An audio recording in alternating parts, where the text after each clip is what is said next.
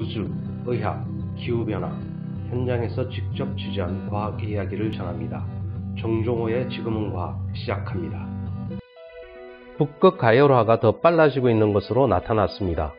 최근 북극 이사회사나 북극 모니터링과 평가 프로그램인 AMAP가 관련 보고서를 내놓았습니다.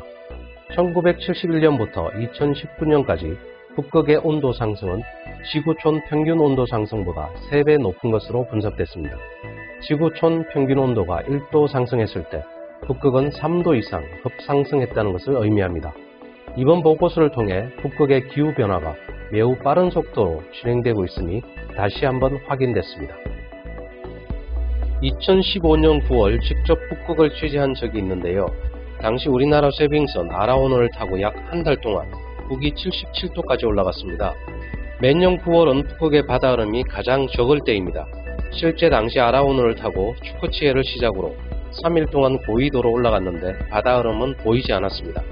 이번 보고서 자료를 보더라도 2000년 이후 북극 바다흐름은 급속도로 줄어들고 있음을 확인할 수 있습니다.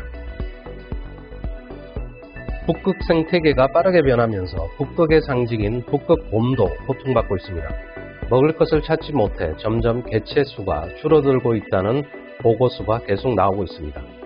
몇 년 전까지만 하더라도 아라오너 승무원과 연구원들은 바다흐름 위에서 북극곰을 자주 봤다고 하는데 2015년 제가 취재할 당시에는 북극곰을 딱 한 번밖에 볼 수 없었습니다. 개체 수가 그만큼 많이 줄고 있다는 것을 상징합니다. 여기에 최근 북극의 때 아닌 폭우, 홍수, 해안 침식은 물론 심지어 대형 산불까지 발생하고 있습니다. 최근의 흐름을 보면 북극에서 극심한 고온 현상은 증가하는데 극한의 추위는 감소하고 있는 것으로 나타났습니다.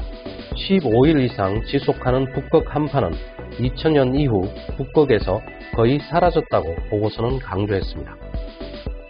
국토의 80%가 얼음으로 뒤덮여 있는 그린란드도 북극 가열화를 피할 수는 없었습니다. 2018년 12월 그린란드를 직접 취재하고 돌아왔는데요. 당시 그린란드 일류리셋의 아이스 피오르드를 현장 취재했습니다. 빙산이라고 하죠. 아이스베르그가 바다 곳곳에 있었는데 그 규모가 점점 줄어들고 있습니다. 이번 보고서에서도 알 수 있듯이 그린란드의 빙하 손실은 알래스카나 북캐나다보다 훨씬 빠르게 진행되고 있습니다. 그만큼 그린란드 빙하 녹는 속도가 가팔라지고 있다는 사실을 말해주고 있고요. 이는 전 세계 해수면 상승으로 이어집니다. 세계기상기구 측은 북극에는 약 400만 명의 사람들이 살고 있다면서 기후변화는 북극에 사는 사람, 특히 원주민들에게 영향을 미쳐 건강, 식량안보, 교통, 생계, 안전한 식수를 확보하는 데 큰 어려움이 뒤따를 것이라고 지적했습니다. 북극의 이 같은 변화는 북극에만 머물지 않는다는데 그 심각성이 있습니다.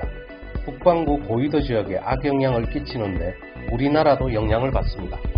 최근 전형적 기후로 고착화되고 있는 겨울엔 춥고 여름에는 폭염이 이어지는 현상이 우리나라뿐 아니라 북반구 지역을 중심으로 자주 발생하고 있습니다.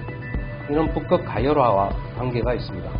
여름철에는 북극의 찬 공기가 내려와야 시원한데 그렇지 못하고 겨울철에는 반대로 북극의 찬 공기가 내려오지 말아야 하는데 내려오면서 한파가 찾아오는 겁니다. 북극의 변화는 북극에만 머물지 않는다는 것을 우리는 알아야 합니다.